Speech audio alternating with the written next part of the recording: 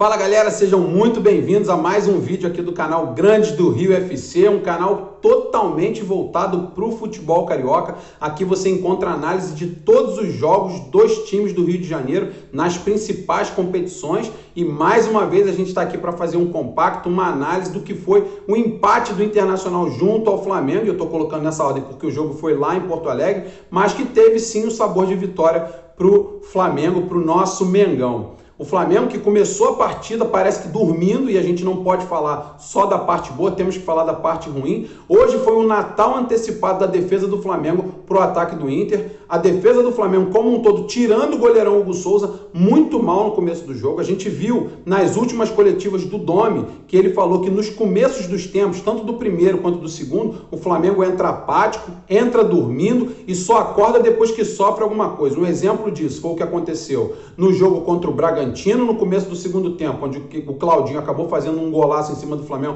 com 12 segundos, e outras oportunidades, e hoje a mesma coisa, um Natal antecipado. O Isla, que vem sendo um ótimo jogador na lateral direita, fez a gente esquecer do Rafinha, ou pelo menos guardar o Rafinha numa caixinha com muito carinho, mas hoje ele não faz falta. Mas o Isla, alguém tinha que ter avisado para o Isla que o Patrick é um jogador muito forte fisicamente e que o Isla pequenininho não tinha que tentar sair driblando para colocar a defesa do Flamengo em risco. Em 7 minutos de jogo, o Isla tentou driblar e o Patrick roubou a bola dele, acabou tocando ali para o Abel Hernandes, que abriu o placar em cima do Flamengo.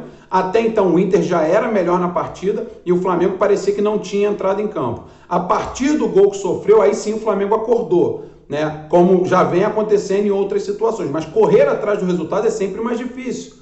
Então, hoje o Flamengo acordou depois do gol que sofreu, acabou conseguindo um empate aos 10 minutos com o Pedro, numa grande jogada individual desse Pedro, que foi para mim o melhor jogador do Flamengo em campo disparado. Todas as vezes que tocou na bola, ou quase todas as vezes, o que ele pensou foi o que ele executou e deu certo. O Flamengo empatou depois de um passe do Isla para o Pedro, ele girou em cima do Rodrigo Moledo. O Pedro, como a gente sabe, não é um jogador muito veloz, justamente porque ele é muito grande, ou seja, ele é muito pesado. Não é a velocidade a principal arma do Pedro. Mesmo assim, ele avançou com a bola e graças à movimentação de Everton Ribeiro e Vitinho, a defesa do Inter não marcou o próprio Pedro, que era quem tinha a bola, achando que ele ia passar a bola para esses jogadores. Ou seja, essa movimentação do Everton Ribeiro e do Vitinho abriu espaço na defesa do Inter e o Pedro, que tinha tudo para encher o pé, como eu até imaginei, e ainda bem que eu estava errado, colocou a bola no fundo das redes do Marcelo Lomba, e eu não vou nem dizer chutou, porque ele de fato colocou. Ele olhou para o goleiro, viu o posicionamento e acabou tocando no canto esquerdo do goleiro,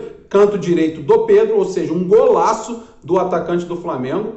De fato, para mim, o melhor jogador em campo, não só pelo gol marcado, não só pelos gols que tem feito, mas hoje muita qualidade no domínio de bola, no espaço, na apresentação para receber essa bola como pivô e principalmente nas tentativas de finalização. O gol que deu certo e nas que não deram, pelo menos ele se apresentou e esteve sempre causando muito perigo para a defesa do Internacional. Após o gol de empate, o Flamengo melhorou um pouco. Como eu disse, depois do gol sofrido já havia melhorado, marcou o gol logo em seguida. E aí numa outra lambança, dessa vez do Gustavo Henrique, lambança, não dá para a gente passar a mão na cabeça, porque era um jogo que a gente podia ter saído com uma vitória e a gente acabou empatando, sim, com gosto de vitória pela circunstância da partida, mas é claro que a gente deu 2 gols de bandeja para o Internacional, que não criou tanto assim. Então a gente tem sim que lamentar por um lado esse empate lá no Beira-Rio, mas como eu ia dizendo, um presentão do Gustavo Henrique para o Thiago Galhardo, que nada mais é do que o melhor jogador do campeonato, na minha opinião, o artilheiro e o maior em números de assistências. Recebeu um presentão de Natal antecipado do Gustavo Henrique, não houve falta no lance, dominou e tocou ali de 3 dedos na saída do Hugo Souza, que também não pôde fazer nada, do mesmo jeito que foi o primeiro gol. Por sinal, o Hugo Souza, mais um jogo muito bom do nosso goleirão, né? Vem tomando conta da posição. Mais uma vez eu digo, eu não tiraria o Hugo Souza mesmo com a volta do Diego Alves. Acho que ele vai ser uma ótima sombra no banco de reservas, vai ter que esperar a sua oportunidade, porque o Hugo Souza hoje, para mim, é o dono da posição. Eu não tiraria, mas acho que vai ser uma briga muito boa e acho que ele tem muito a crescer com o Diego Alves ali no dia a dia, justamente nos treinamentos, e aprendendo muito com o goleiro, que com certeza já é consagrado na carreira. Mas voltando a falar sobre o jogo, depois desse presentão que o Gustavo Henrique deu e que o Inter aproveitou, o Inter não tem nada a ver com isso, acabou marcando o segundo gol com o Thiago Galhardo. A partir daí, novamente, o Flamengo melhorou. Porém, o primeiro tempo terminou com uma superioridade do Internacional. O que acontece no vestiário a gente não tem como saber, mas pelo visto a movimentação e a conversa do Domenech Torrent com o time surtiu muito efeito no segundo tempo. Se por um lado o Internacional foi muito melhor ou melhor no primeiro tempo, o Flamengo foi infinitamente melhor no segundo. O Ilharão começou a recuar para jogar entre os dois zagueiros, entre o Natan e o Gustavo Henrique, para auxiliar na saída de bola e para dar liberdade ao Natan para sair pelo lado esquerdo, ele que tem bom passe e é veloz, justamente porque o Flamengo abriu o jogo e pressionou o time do Inter no seu campo de defesa. O que acontece é que o Inter não soube aproveitar as oportunidades de contra-ataque que teve, porque o Flamengo automaticamente teve que se expor porque precisava correr atrás do resultado. Como o Inter não aproveitou, o Flamengo acabou aproveitando as melhores oportunidades, teve a bola no travessão do Felipe Luiz, depois de um chute do próprio Pedro, defendido pelo Marcelo Lomba, teve a finalização do Pedro de voleio, que passou muito perto ali do gol. O Flamengo foi muito superior no segundo tempo, eu tive acesso aos números da partida, em determinado momento o Flamengo tinha 79% de posse de bola só no segundo tempo, ou seja,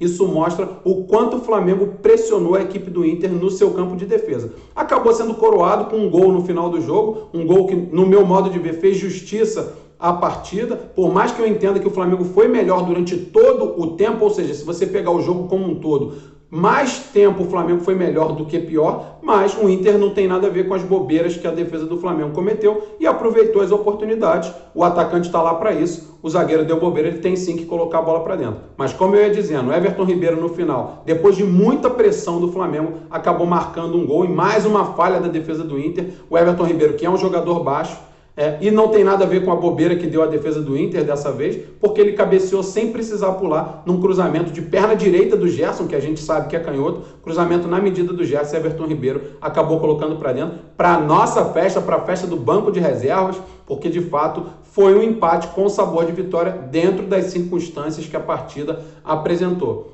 Os dois times agora estão empatados mais uma vez na liderança do campeonato. O Inter tem um saldo de gol um pouquinho melhor, mas o Flamengo já é o melhor ataque da competição. Portanto, o importante é não deixar o Inter se desgarrar, ou seja, a gente não deixou se desgarrar. O Inter agora tem 35 junto com o Flamengo, o Atlético agora tem 32, mas ainda tem um jogo a menos, ou seja, se vencer esse jogo que tem a menos, vai embolar tudo e quem ganha com isso é o Campeonato Brasileiro. A gente torce, claro, para os times do Rio, já comemoramos uma vitória hoje, agora estamos comemorando sim um empate, porque foi contra o líder do campeonato, na casa deles. Lembrando que teremos esse jogo no final do campeonato, faltando uma rodada aqui no Maracanã, ou seja, a gente conseguiu sim um ponto muito importante e é motivo sim de comemoração, mas a gente não pode esquecer dos erros defensivos que o Flamengo cometeu. Isso não pode acontecer, isso pode custar caro numa Libertadores, isso pode custar caro num jogo decisivo, isso não pode acontecer. Gustavo Henrique,